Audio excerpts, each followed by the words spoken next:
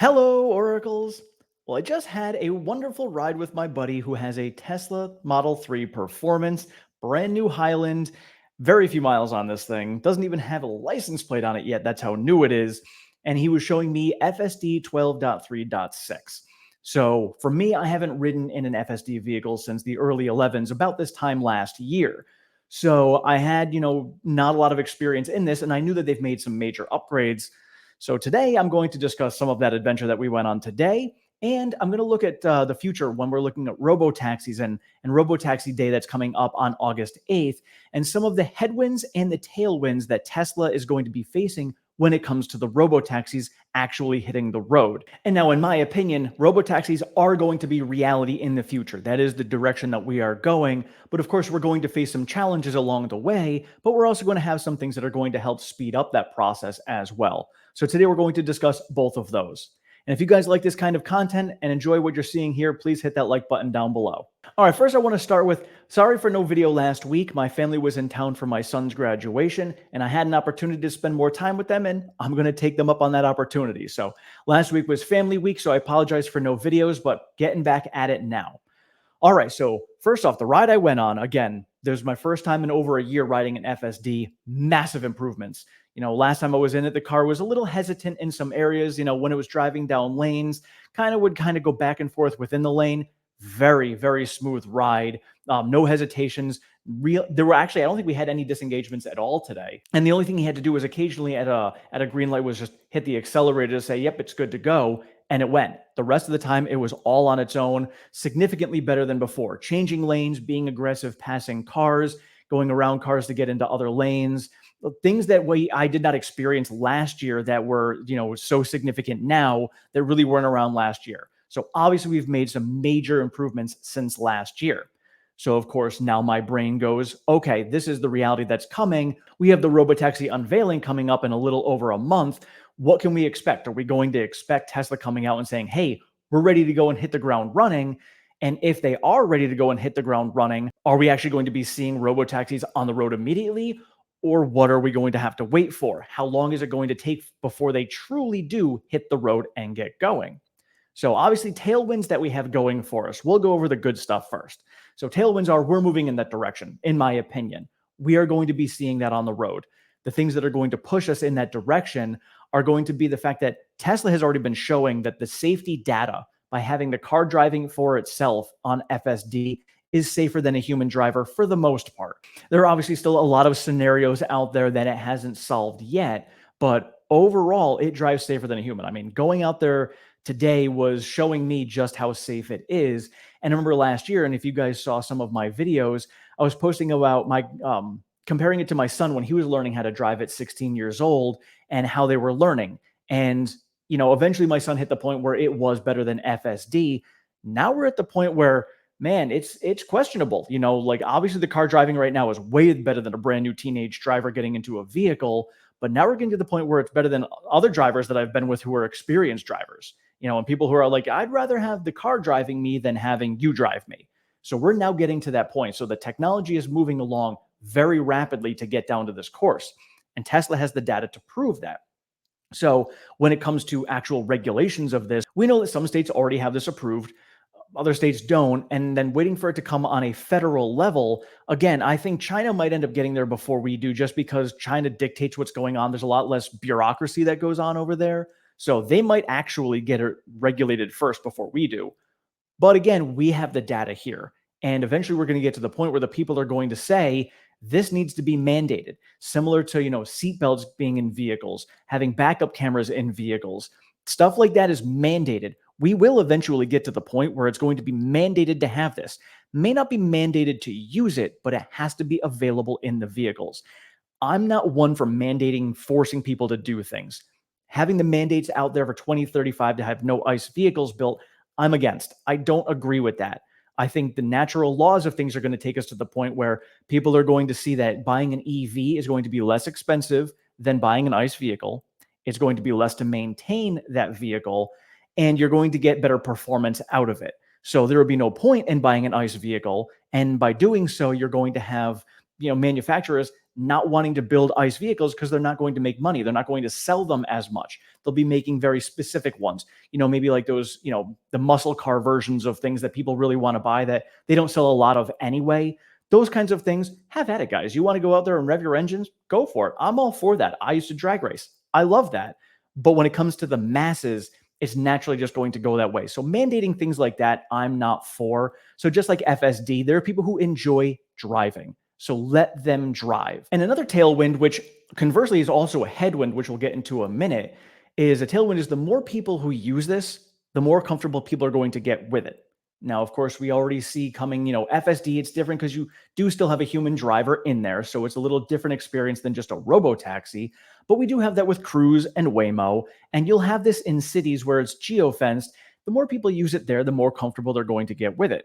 Obviously, we've seen over the past year or so some issues with Waymo and Cruise with accidents and things like that. So people may be hesitant in that manner. So Tesla's going to have to kind of overcome some of that as a headwind. But as Tesla proves what they can do and how smooth it is, more people are going to get more comfortable with it. And again, the more people who use it, the more people are comfortable with it. Heck, I was planning on making this video tomorrow, but I was so excited about it, I decided to come out here and make this video today. So the more people who get in there and ride around, and my buddy told me how many other people he took around in this thing. So he's showing others an experience that they've never had before, and they're going to be more comfortable with it. The more people who buy Teslas, the more people are going to be doing that. They're going to show more people, and it's going to make it more common knowledge. Very similar to smartphones. Like my parents were hesitant on getting cell phones. They never had them growing up. Makes sense to not have them. But then for communication purposes, they got flip phones. Cool, not a big deal. Now they have smartphones, and they wouldn't ever go back because they understand the technology and how good it is and how it improves their lives. FSD is eventually going to become the same way. EVs are going to be the same way, and then FSD is going to do that on top of it as a piece of that software within your EV. So I think we're going to get there eventually, but it's just going to be a matter of that adoption coming along the way. But again, the more that people use it, the more they're going to recognize the benefits it has, the more people are going to end up getting more comfortable with it. That's going to be another tailwind. And one last tailwind is I don't think people understand how fast AI learns. So we're at the point where we've made that significant progress from where I saw it last year to this year. Now, by using neural nets and having AI behind it, the speed of technology grows as an S curve, not a linear line. So the more data we get brought in, the faster it's going to learn. The faster it learns, the more data we can give it to learn even faster. It's going to just speed up. So that's why I think Elon is now comfortable with the speed that we're growing. Now, as he did say, there are some times where, you get these cases where you're actually taking a half a step back, where you're like, hey, this scenario here was actually better in the last version than this version. But again, it's going to get better over time as we progress forward. And the speed at which it grows is significantly faster than most people understand. And quite honestly, there really don't need to be many more tailwinds. We're moving in this direction. As far as I'm concerned, we're getting there. So if Tesla decided on August 8th, robotaxis are here, we're ready to go, we're going to start producing them end of this year, I think we're going to get there. I don't think it's going to be a question. It's just going to be a matter of, are we at that point where Tesla's ready to make it level 4 and level 5, which level 5 obviously is no steering wheel or anything and just a strict robotaxi. And Tesla is going to assume the responsibility if anything happens in the vehicle. So obviously we just need to wait for that time to come. And as soon as Tesla says that, we're good to go. So I'm really curious as to how they're going to present it on August 8th to let us know where they're at in that stage. Having the vehicle built is one thing, but are we ready with FSD to actually have these robotaxis be level 5 on the road? So now some of the headwinds that we are going to have to face along the way. So conversely, like I said, the more people who try it out, the more people get comfortable with it, the more it's going to be adopted widely. On the other side of things, my parents' generation, the boomer generation, they're not going to be as comfortable with this. They're going to be hesitant. My dad and I had a conversation where if he has his choice between taking an Uber with a human driver or a robotaxi, he's going to take the human driver because that's what he's comfortable with. Nothing wrong with that. That's just where we're at with that. Now, what's going to end up happening is the younger generations, as we get those younger generations along, that's just going to be the normal thing that they grow up with. Just like, my son's generation used to technology and iPads and iPhones and different smartphones and all that stuff. That's what they're used to. They use that in the schools now. So that eventually is just going to be the norm. So we're going to get there. But the headwind is going to be that initial hesitation of people actually using it because they're uncomfortable. They don't like change. They don't like things that they don't understand. And that's going to be one of the things. Now, as my dad did say, though, and it was my thought initially, one of the best things we are going to get out of robotaxis is actually for that generation. They need to get down to the doctor. They need to go get medication from somewhere. They don't want to drive. They're not comfortable driving as it is. I'm 44 and I'm already at the point where it's like, man, if it's raining at night, it's dark, I don't want to drive on the road. I don't like that. I'm trying to picture these people in their 60s and 70s, same thing, and it's even worse. So if they had a vehicle and a car that could drive for them, they'd feel a lot more comfortable. And I know many of you on the road get very frustrated at old people driving slow. I try not to get too frustrated at them. I understand they probably don't want to be on the road driving. But now imagine if we could eliminate that vehicle on the road as an older person driving, and you can actually put them in a robotaxi that drives safer than them. They actually feel safer as well. They can get what they need. They can get to the doctor, go visit loved ones, whatever they want to do, get down to the bingo hall, enjoy all of that stuff, and they don't have to worry about driving. That's going to be the next piece. So I think they're going to get more comfortable with that. And once they get it, maybe a couple of their, tech savvy friends or maybe somebody's grandkids tried it out for them and they're like, hey, this is actually pretty cool. Let's go try it. I think that'll end up happening. But again, we're going to still have that hesitation as a headwind. And another headwind is the bureaucracy. So again, we're going to have the data. Tesla already does have the data to prove that these vehicles with FSD are safer than human drivers, but you're still going to have bureaucratic red tape garbage that's going to be out there and preventing these things. Or they're going to lump this in with a bill with a whole bunch of other stuff that nobody wants, and they're going to keep on kicking that can down the road. So realistically, we'll get to a point where the people are going to start demanding this. If you're out there and you see people getting killed on the road with the drivers because it happens a lot more often than we'd like it to happen, they're going to say, why are we not putting FSD? Why are we not regulating this nationwide so that people can start having this out there? We don't have to get the mandates right away, but just to regulate it and say, yes, it's okay to have these vehicles on the road. That is going to be the next step. I think there's still going to be a headwind with some of the bureaucracy and red tape, but that is the reality of where we're going to get to, is the people demanding that at least get regulated to say, hey, we need to have this out there because we have 40% of the people on the road right now who shouldn't probably be driving. And we can let FSD go ahead and drive for them, and it's going to be significantly safer. You can even have people think about drunk driving. It's horrible. But now these people who, not going to condone, heavy drinking and driving at all, but hey, instead of having to blow into the breathalyzer thing, you've got FSD to take you home safely. You've got a robotaxi that can get you home safely. It's like calling an Uber, but maybe it's your own vehicle that's going to get you there. Or you can just call a robotaxi. Whatever it is, it's going to get you home safe and keep drunk drivers off the road. It's one of those things, then you're at the bar. Let me call you an Uber. Now you can say, let me call you a robotaxi. Either way, you're getting home safer and you're keeping a drunk driver off the road. And that's going to be huge. So I think that is going to be a big tipping point when it comes to the regulations, and we'll be able to get that turned over. But again, bureaucracy, we'll see how that goes. Another headwind is Elon's been telling us that we're going to see them next year for the last 5 years. So are we actually going to see this? The people's doubt is going to be another headwind. Now, truly, people doubting this aren't really going to hold back anything. They're still going forward with it. If they're going to come out and release it, so be it. It's not like people saying it's not really going to happen is going to slow them down. But the doubters that are out there about, Elon saying, promising this, promising that, maybe more for a stock price headwind than an actual FSD robotaxi headwind. But that is something that people are going to face. It's just the doubters that, have been put aside of Elon said it was going to be coming and we're not here yet. Is it actually ever going to come here?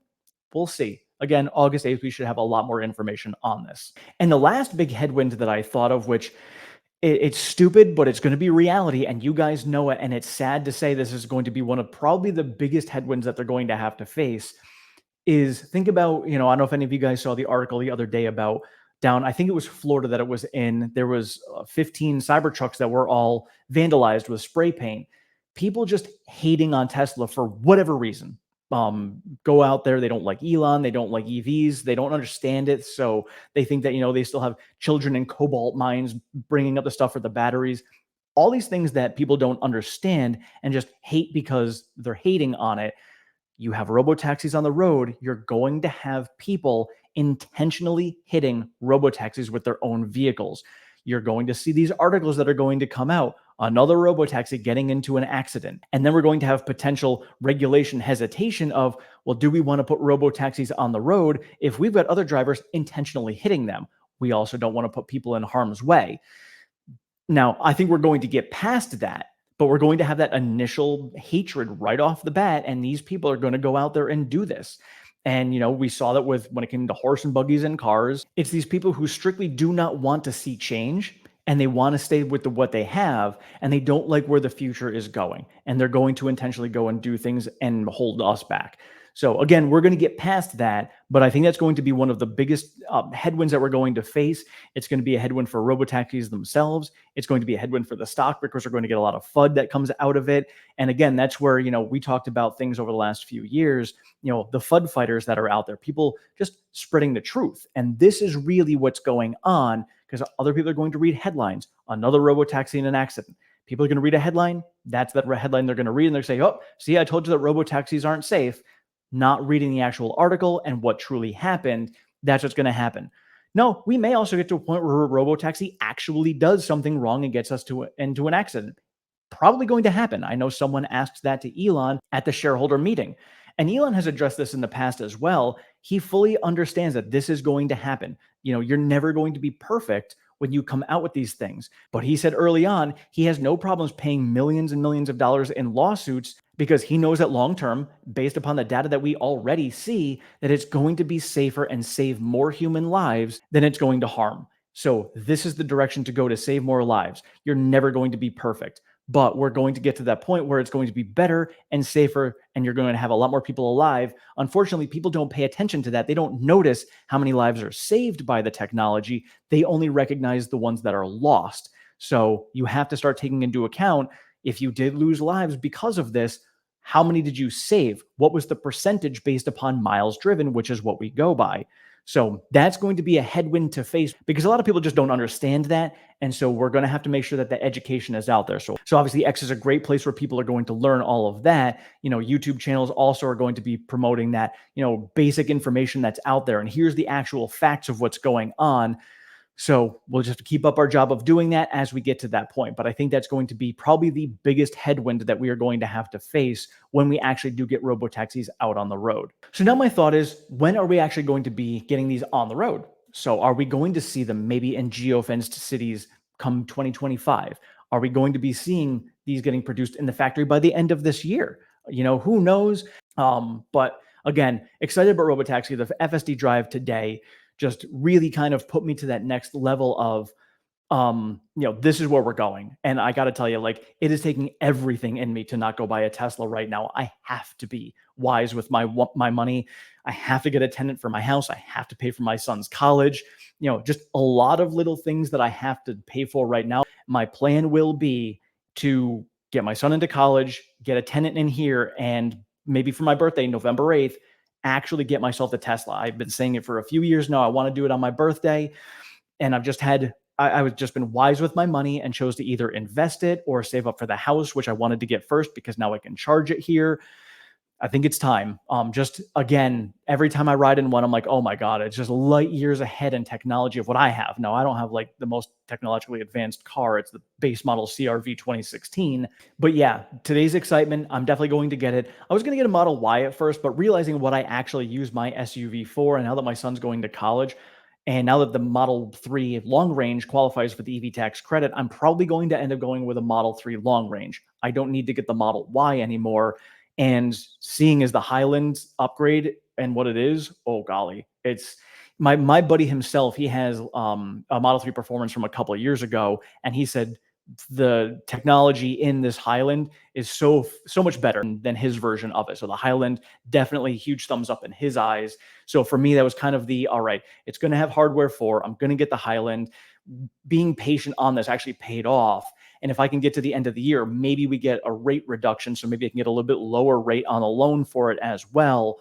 So timing wise, that's what I'm looking at. So hopefully November 8th, my birthday, I can actually pull the trigger on this and get myself a Model 3 Highland. I will let you guys know and keep you posted on that one. Otherwise, let me know in the comments below what you guys think we have for tailwinds and headwinds coming up for the robotaxis. And I'd love to discuss that in the comments below.